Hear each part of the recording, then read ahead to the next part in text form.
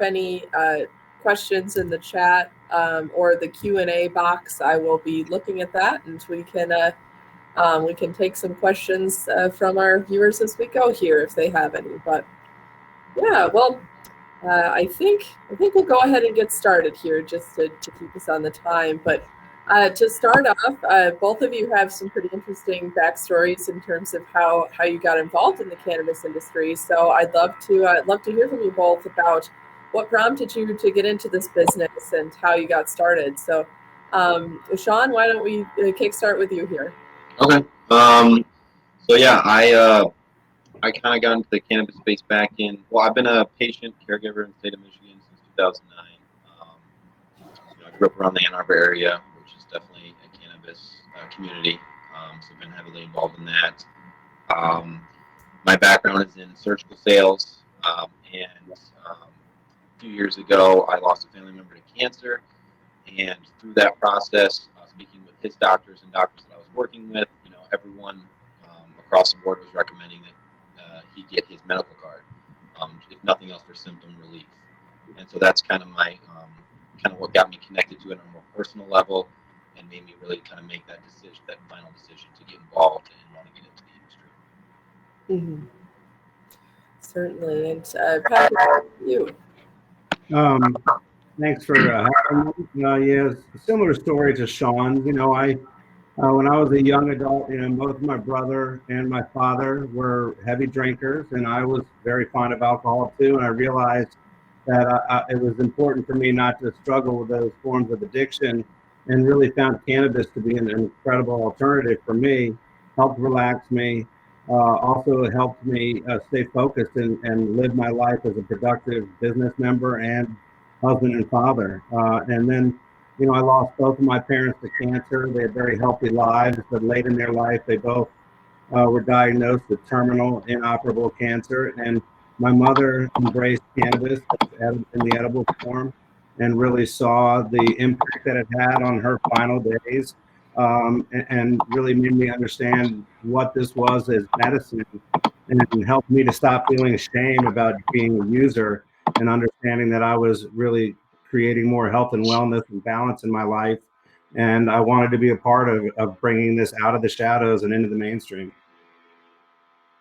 Certainly. And both of you have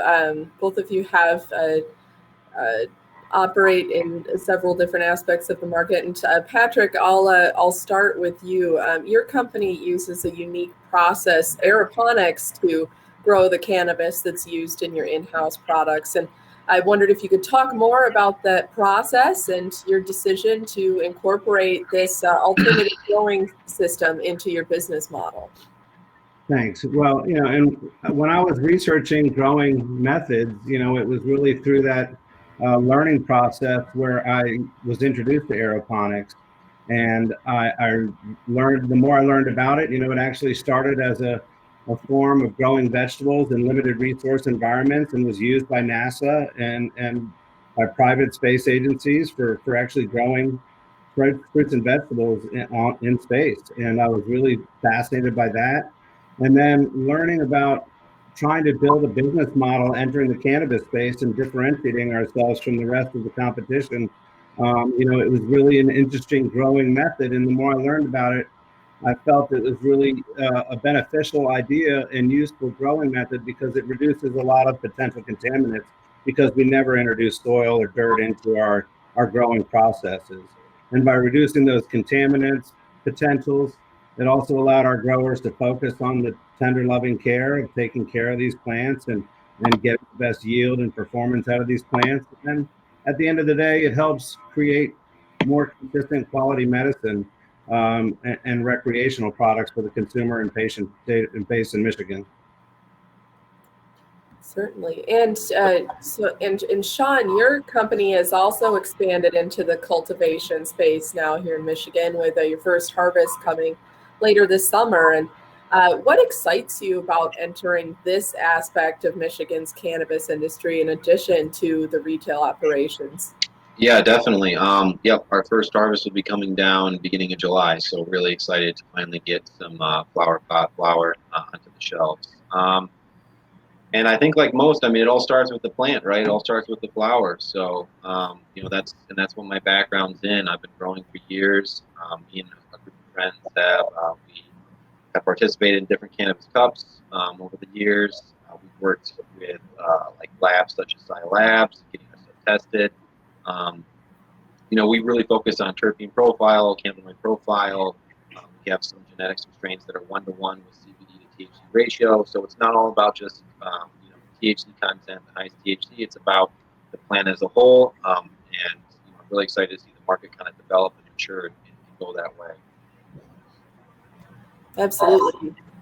And both of your retail operations really center on the individual customer's relationship with cannabis, and acknowledging how cannabis affects people can vary widely from person to person. And can each of you talk about how your company goes through the process of determining what products might be a good fit for people? And Patrick, why don't you start us out here? Yeah, and I know Sean and I share our similar visions on this area, so I certainly endorse what he's doing there as well. But it really is an amazing plant that is affecting people differently. Depending on your size, your tolerance level, how long you've been a user, or whether you're just being introduced to the plant, everybody's situation is going to be different. And obviously, with medical conditions, can vary greatly on how they interact with the plant and what type of cultivars are going to be most effective. Some are going to be better for reducing inflammation. Some are going to be better for more nervous disorders. Some people are trying to just figure out a way to get to sleep at night. So the different ranges of what people are looking for and that exploration journey that they're going on with just now saying, hey, cannabis is not illegal anymore. I don't have to feel guilty. I can go and figure out if this can help me or not. And there's so many people that can benefit from the plant. And what we wanted to do was not make them feel rushed. We wanted to give them a welcoming, safe, comfortable space where they can ask those questions, because even if you are a user for the last 20 years in the illegal black market days, you didn't have the options that you have now. So there's still a lot of questions for you. But if you've never taken cannabis products, there's a lot of information that need to be passed along from our guides, and it's important that they don't feel rushed. And I think in some of the previous versions of dispensaries throughout America and some of these first markets that went legal, it was a turn them and burn them kind of approach. And we did not want to be a part of that. I think it's really important that we don't do that. And we've designed our space to be larger, to have consultation rooms, to have a one-on-one experience with our guides, so they can feel that they can take the time to ask those questions and feel comfortable. Absolutely. And Sean, go ahead. How about you guys? Yeah, I agree with everything Pat's saying over there. And just to kind of piggyback on that, I think we train our staff that the first thing is we're trying to start a dialogue, a conversation. It's not just because a lot of people, like you said, are coming in for the first time ever or the first time in years. This is the first time in this new environment, so it can be a little bit uneasy and unsure. So it's about having a warm, welcoming environment and kind of starting that dialogue, starting that conversation for what are you trying to achieve, and that may be what are you trying to achieve today or long term. So we, at our shops, we like to generate these customer profiles where we can kind of track your progress, what's working for you, what's not working for you. We have tester books that we pass out, so if you're going to try a new flower strain, that you can kind of jot down your notes and your experience on that, and we can kind of track it as we move along and just kind of get a more focused, pinpointed, kind of solution for what you're looking for.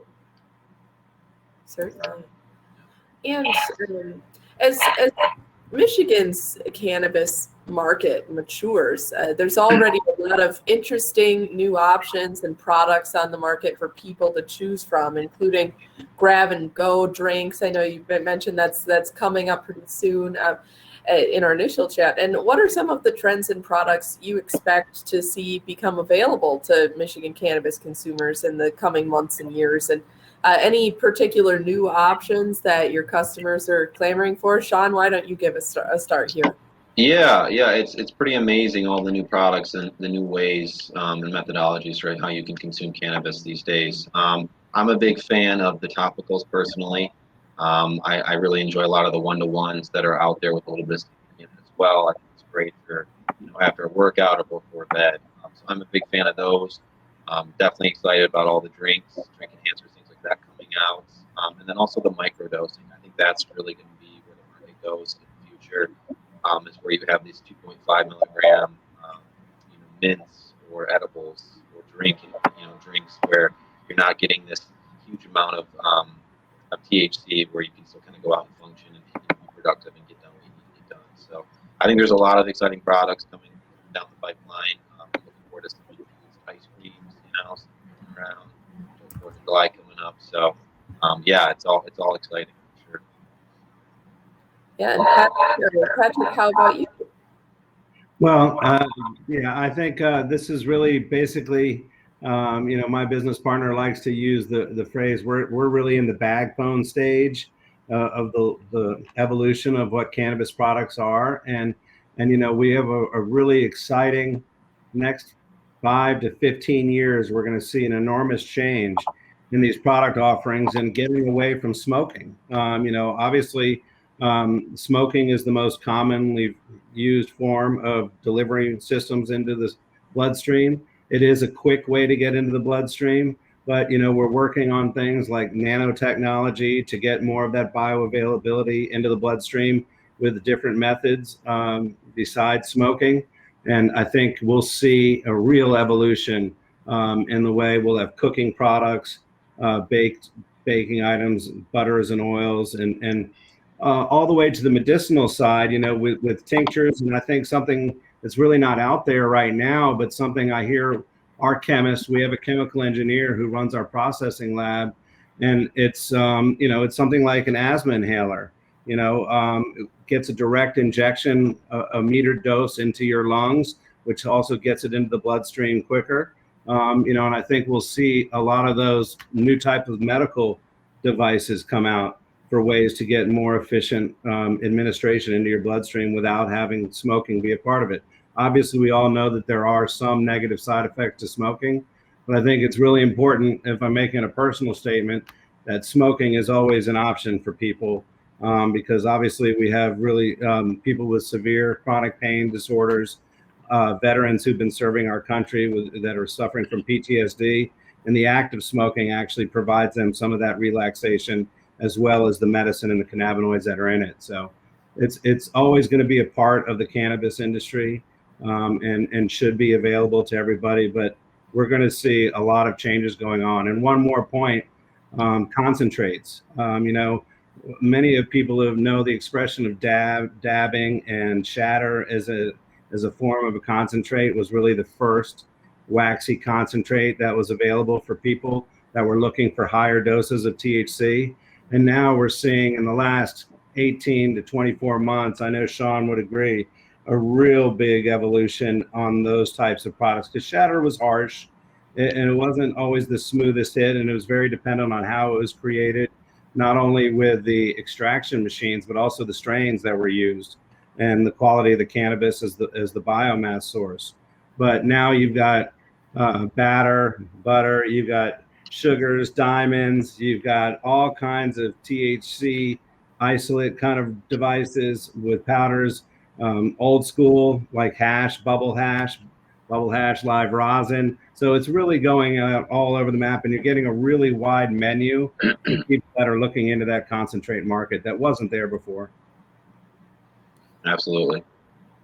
Certainly. And both of you have mentioned, just the wide variety of options could really potentially interest people. I think, things like, the baking coming down the pipe, or, micro dosing, those sorts of options could open new markets for people who maybe hadn't considered marijuana before, or any cannabis products, incorporating it into their diet. And I'm curious, from both of you to hear how you are marketing to potential new customers and reaching out to people who, may not have participated in the market before recreational became legal, and just what are some of your messaging to people who maybe don't even know that cannabis might fit into their life?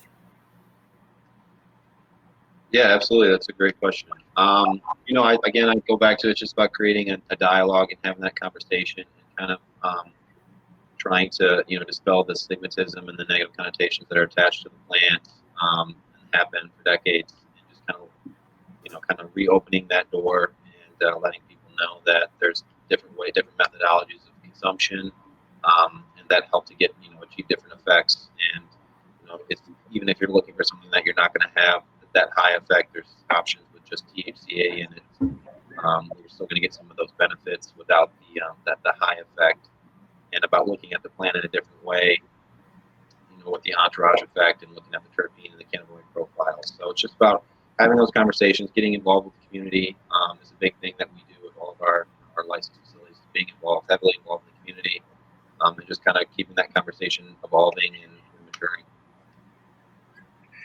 Yeah, and to piggyback off of that, I think it's a really fascinating time, and there's a lot of data out there available. And one of the most fascinating points to me is that the largest increase, largest increased demographic of people that are exploring cannabis is people over 60 years old.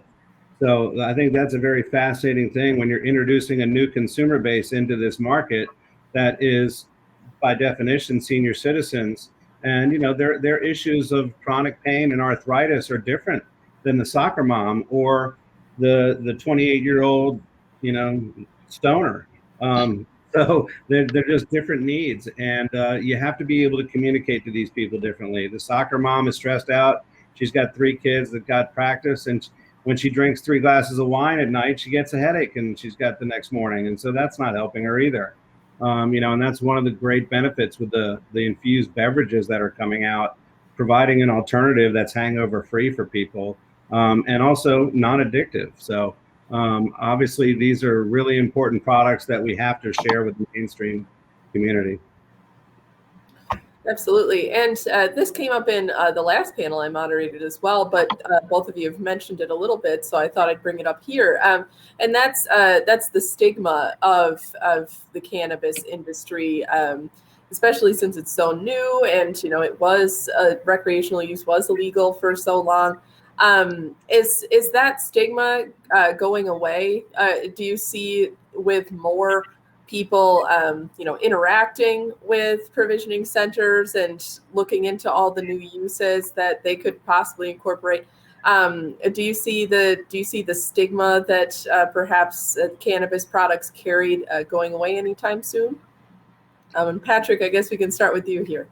Yeah, I got a strong opinion on this actually, and I would say not fast enough. Yeah. I mean, this is the licensing and regulation of what we're doing in Michigan is a great example, and we're about compliance, just like Sean is, I'm sure.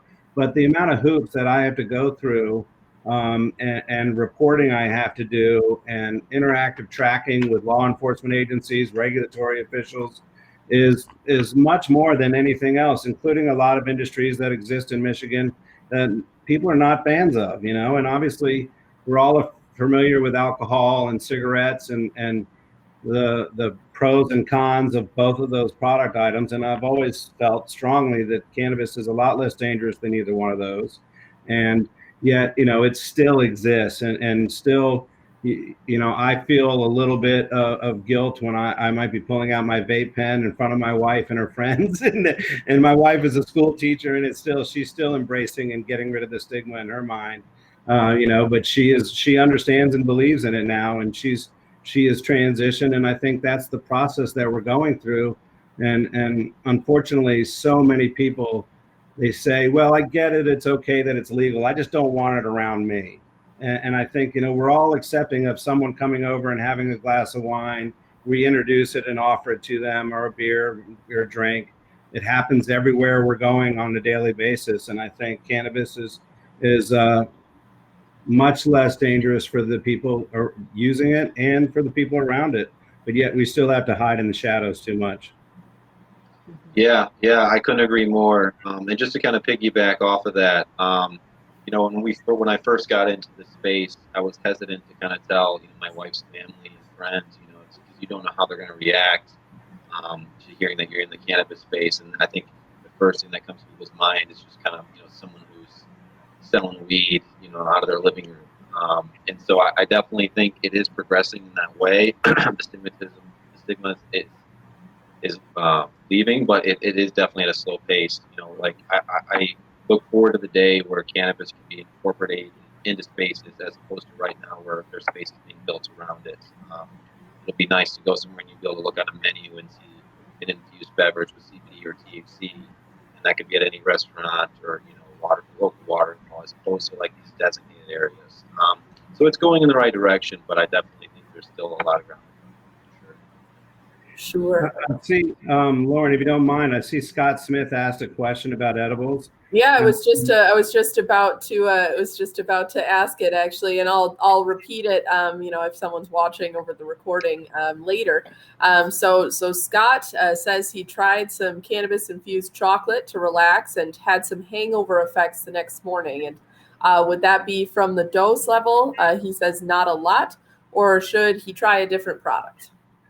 Yeah, and I know Sean's probably got opinions on this too, but I'll just use this expression that we share, and it's very common inside cannabis. But with edibles, it does have a longer period of time before the benefits take effect, and sometimes there's a lag time depending on your doses and when you're taking on it. It does provide a lethargic, sleepy feel when you wake up in the morning, and so the expression that we use is start low, go slow.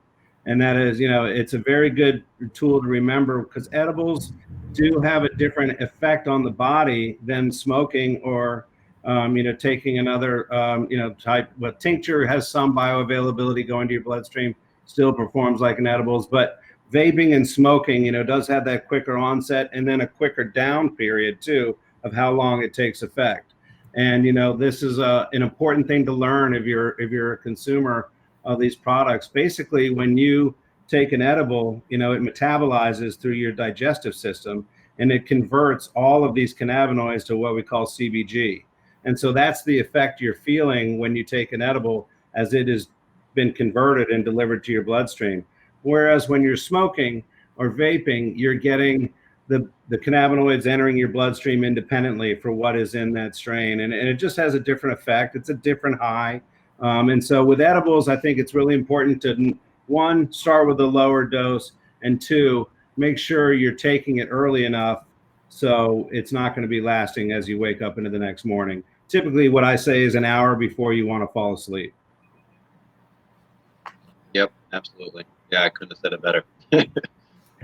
Yeah, and we're just about out of time. Jessica, I see you have a question as well. Both of our panelists will have a moderated Q&A session.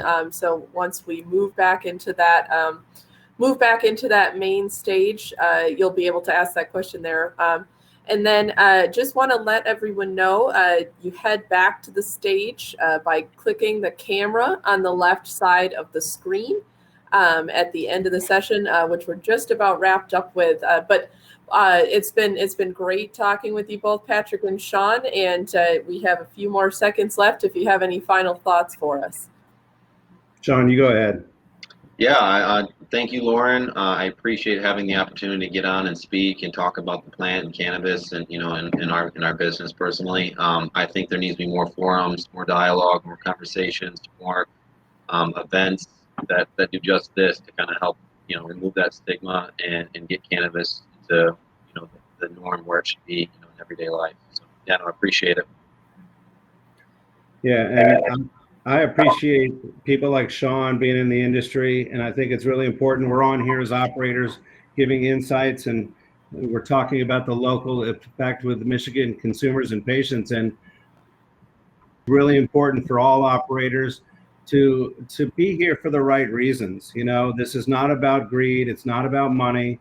It's about bringing an awareness of a very healing plant that is available to all the people of Michigan. And I think it's in a really important time for us to be there for those people and to not be focusing on competing with each other. I'm rooting for Sean as much as I know he's rooting for me. And it's important that all the operators that are in Michigan need to be thinking about the patients and the consumer base and working together to bring this to the mainstream and out of the shadows. Absolutely.